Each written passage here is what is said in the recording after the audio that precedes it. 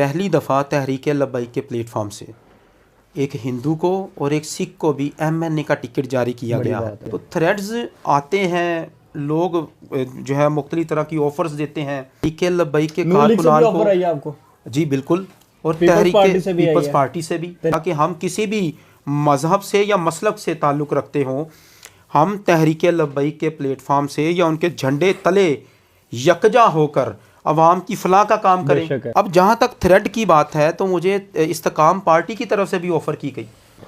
हमारी जमात लिबरल जमात है। ऑफर की आपको? TLP तो मौलवियों की जमात है, इसमें तो दाढ़ी वाले हैं और आप मॉडर्न तबीयत के लोग हैं, और कैसे आपका जॉइंट कैसे हो गया, एक दूसरे का जुड़ कैसे गए? ये तहरीक लब्बैक पे एक लेबल है कि ये मजहबी जमात है, तो मजहबी जमात के लेबल कैसे ख़त्म करेंगे? ये सियासी जमात का लेबल कैसे लगेगा? देखिए, मजहबी जमात होने के साथ साथ तहरीक लब्बैक ने अपनी पॉलिटिकल साख कायम की है, और लोग हमारी मजहबी अकीदत की वजह से हमें वोट देते हैं। सही है। तहरीक लब्बैक उलमा की जमात है, मौलवियों की जमात है, लेकिन अब नहीं रही। मैंने कैंडिडेट देखे हैं, वो डॉक्टर भी है, कर्नल भी है, उसमें वकील भी है, इंजीनियर भी है, नौजवान भी है। देखें, ये तासुर दिया गया लोगों को, लोगों के अंदर खौफ पैदा किया गया। लेकिन तहरीक लब्बैक ने उन तमाम लोगों को टिकट जारी किए जो लोग अपने मजहबी अकीदे पर भी गामजन थे।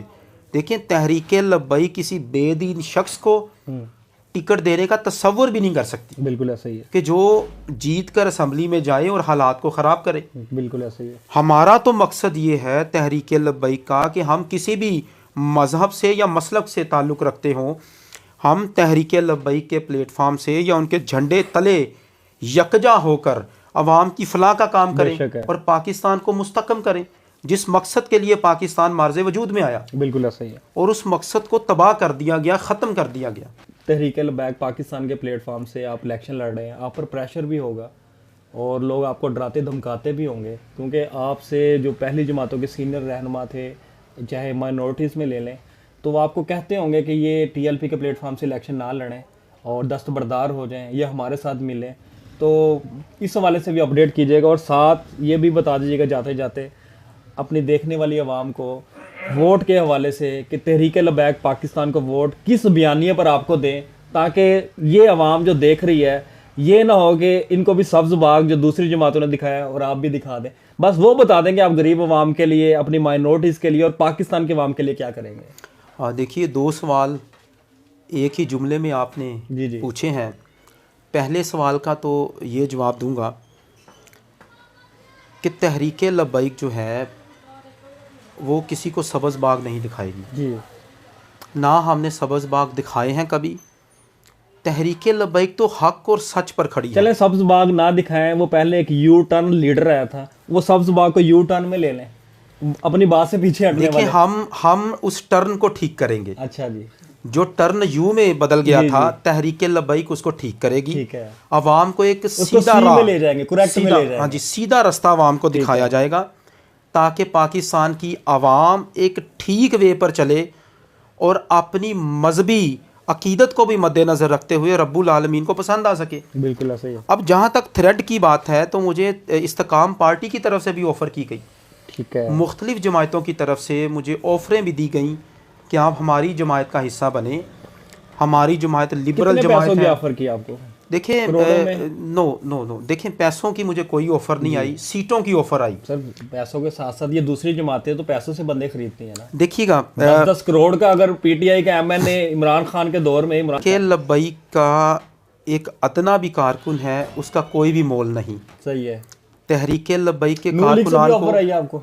जी बिल्कुल, और पीपल्स पार्टी से भी, तहरीक इंसाफ से, इस्तेकाम पार्टी से। अच्छा, तहरीक लब्बैक जो है उसके किसी भी कारकुन को कोई ख़रीद नहीं सकता। सही है। हमारा तो कोई मोल ही नहीं ना, क्योंकि हमारे तमाम कारकुनान अपनी जेब से पैसा खर्च करते हैं और अवाम की फलाह पर लगाते हैं। सर, मैं तो जो दूसरे हैं उनका वो तो अपना ईमान बेच देते हैं, लग्जरी लाइफस्टाइल है, V8 मिलती हैं, लैंड क्रूजरें मिलती हैं। आप नहीं समझते कि आप भी बहरिया टाउन में जाएं, डिफेंस में चले जाएं, या आपने अपनी आवाम के साथ ही रहना है?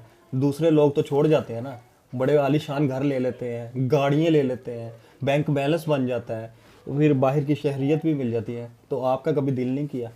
देखें, इंसान की बड़ी ख्वाहिशें होती हैं, लेकिन जो शख्स अपने नफ्स पर काबू पा जाता है, खुदा को पसंद वही आता है। बिल्कुल है। बड़ी गाड़ियाँ जायदादें बनाना ज़रूरी नहीं। उन्होंने कहा होगा आपको जी, जब जब इंसान मरता है तो तयन ये करना है कि उसको कांदा देने वाले कैसे लोग हैं। सर जो ये लोग बना रहे हैं तो उनको तो इस चीज़ की परवाह नहीं कि उन्होंने मरना भी है जनाब, लेकिन हमें आखिरत की फ़िक्र है जी। हम अपनी आवाम के लिए खिदमत कर कर के मरें, जिससे आवाम हमारे मरने के बाद भी हमें याद रखे। बिल्कुल ऐसा ही है। तो थ्रेड्स आते हैं, लोग जो है मुख्तलिफ तरह की ऑफ़र्स देते हैं। जो इज़्ज़त मुझे तहरीके लब्बाइक ने दी है, इज़्ज़त से बढ़कर कोई बात नहीं। बिल्कुल ऐसा। अब देखें, मुझ पर हाफ़िज़ साद हुसैन रज़वी साहब का इतना एतमाद कि उन्होंने अक़लियतों में से दोबारा से मुझे तजवीज़ किया। क्या बात है, बड़ी बात मुझे है। टिकट दिया, मेरे कागजात जमा हुए, और ये तहरीक का एतमाद है।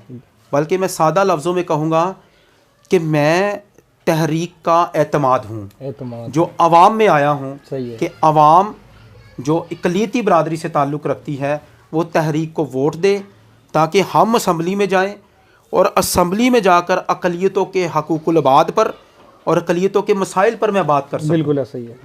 बिल्कुल जी। लास्ट में देखने वाली आवाम को कोई पैगाम, कोई मोहब्बत भरी बात, कोई आपके दिल में हो, वो आप कह दें। जी बिल्कुल, मैं यही कहना चाहूँगा कि जितने रुफ़का, दोस्त, अहबाब, आवाम हमें देख रही है या मेरी आवाज़ को सुन रहे हैं, देखिए, ये नया साल 2024 खुदा ताला ने हमें बख्शा है और हमें ज़िंदा रखा है कि हम इस नए साल को देख सकें।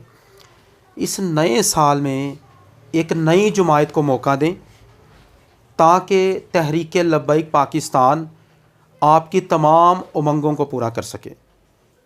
आपने तमाम उन लोगों को आज़माया और बार बार आज़माते आए हैं, और उन्होंने मुल्क व मिल्लत का बेड़ा गर्क किया, पाकिस्तान को इस हद तक पहुंचाया कि पाकिस्तानी पासपोर्ट की वैल्यू नहीं रही। सो तहरीक लब्बैक जब इक़्तिदार में आएगी तो पाकिस्तान के पासपोर्ट की वैल्यू भी होगी, पाकिस्तान के परचम की भी वैल्यू होगी।